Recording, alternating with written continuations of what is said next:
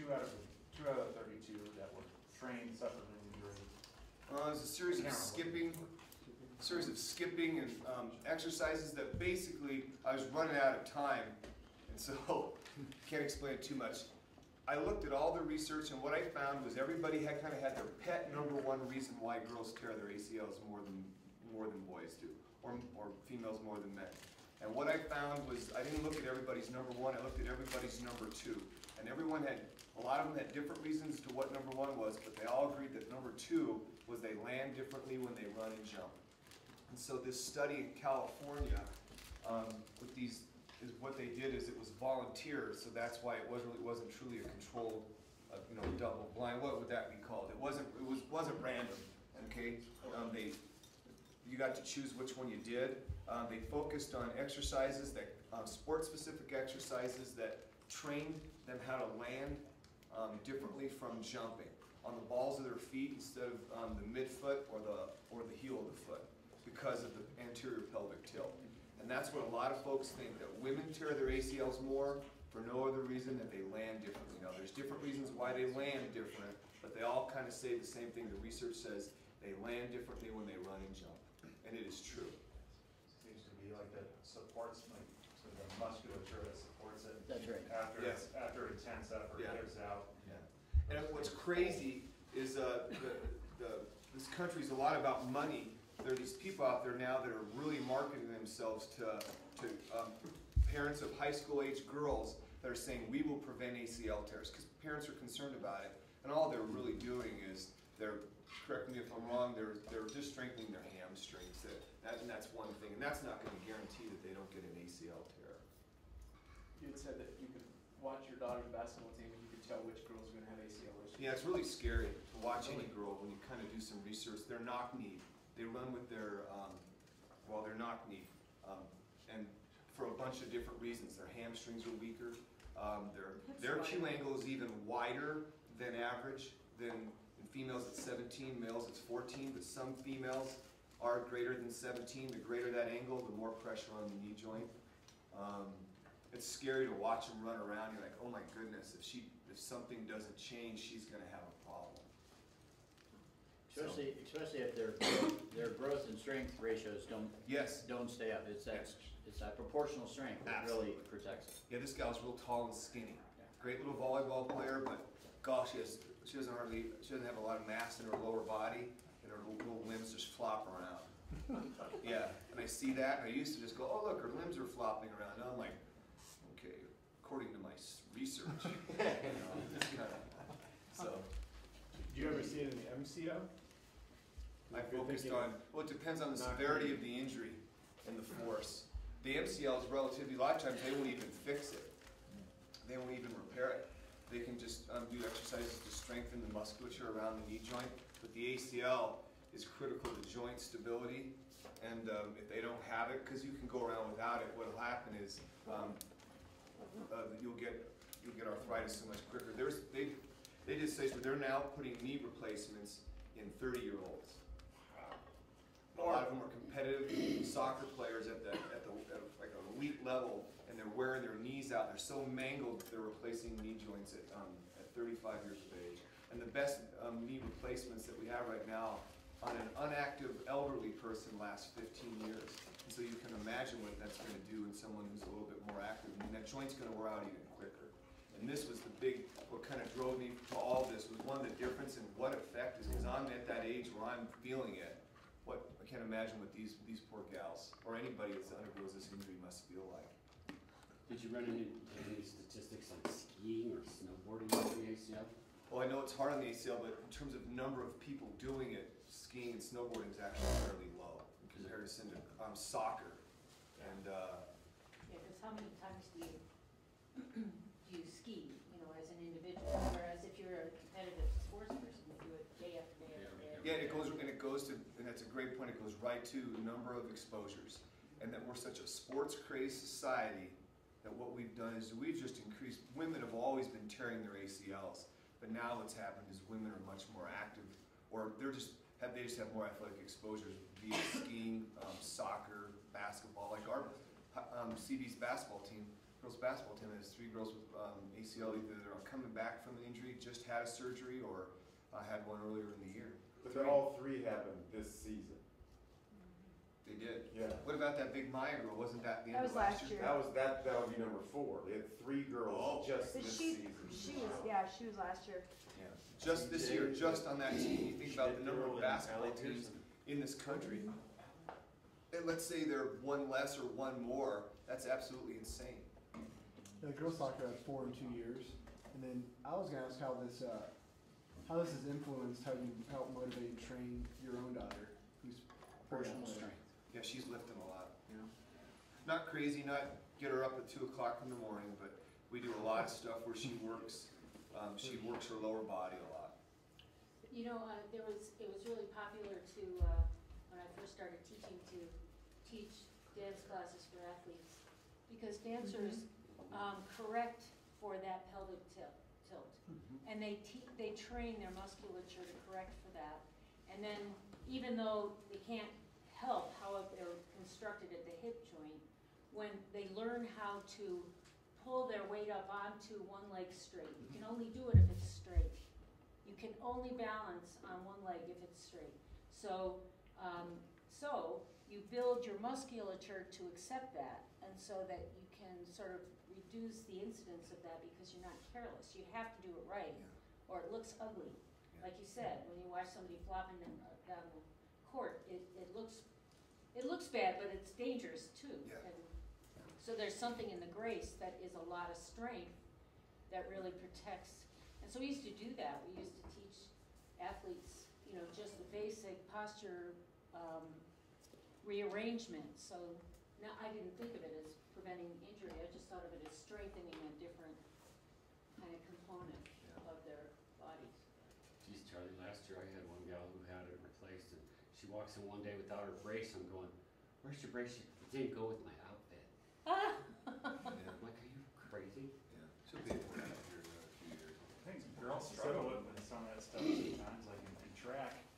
You'll get a freshman that comes in and she tears it up. She's awesome. But girls start developing around that time, you know, they start growing and they start training harder and harder in that sport alone without generalizing in other ways like lifting weights. And you start seeing some injuries that way.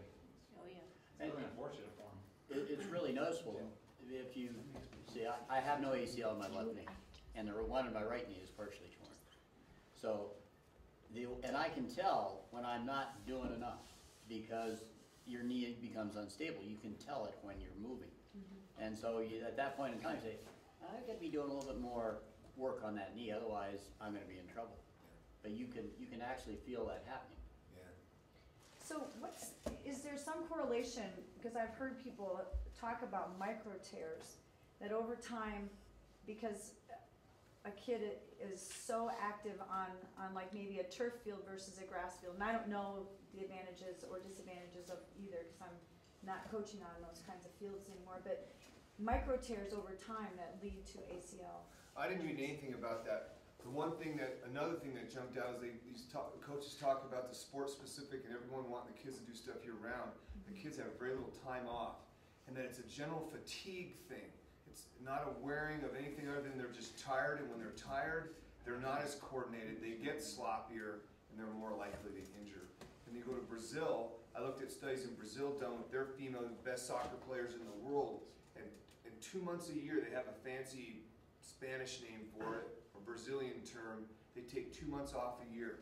Everybody in the country takes, the coaches, the players, everybody takes 2 months off a year, and everybody rests, everybody heals, and their female athletes their soccer players do not suffer ACL tears at the same rate that American athletes do. And they're better than we are. They beat us all the time. So I've heard the reverse, but I've heard it's a general fatigue thing. Well, I think it's neuromuscular. It's both. It's neural fatigue and muscular fatigue, and it just leads to sloppy form. And they don't really repair. You know, if you have a tear in your ACL, it gets very little blood flow and has very little reparative or regenerative capacity. So as you start to tear, every time you do a little more, it gets a little worse. Charlie, did you, in the research you said, that you found were they multi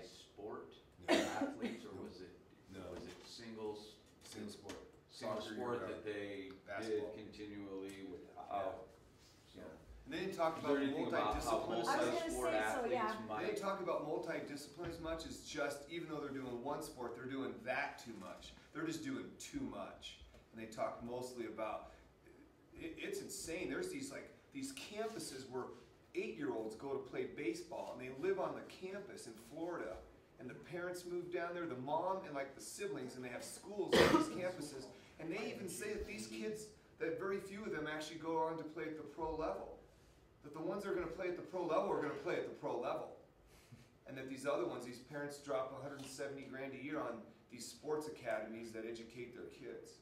And they're seeing, these kids are just, they go to class to lift weights, to do this, and a lot of them are getting injured. I was just curious, is that, like you said, with the fatigue, if say I'm a basketball or I'm a soccer, would actually being a multi-sport actually help prevent I would injuries? think so. Because That would be more on Patrick's deal. I think the research Because- points in that direction. obviously you're Yeah, it'd be like a doing cross- different, so I wonder if there was anything on that, if that was actually helped reduce. So if your daughter wants to play basketball, if it's, hey, if you're doing basketball, let's do volleyball just to help prevent. Yeah. You know, I wonder if you found anything. But the on that. reality of that is, we all of us have kids. You know that your kids, if your kid's not doing something year round, somebody else is. That's Oscar.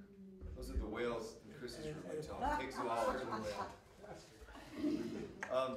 That if your kid's doing hoops and not doing volleyball, then there's a group of 15 kids in the area that are doing volleyball, and by the time your kid goes back to it, people have possibly passed them by, which might be okay. You know, but not a lot of people think that. Cool, thank you. You're welcome. Good. Charlie, with that 88% reduction when they train, Yeah.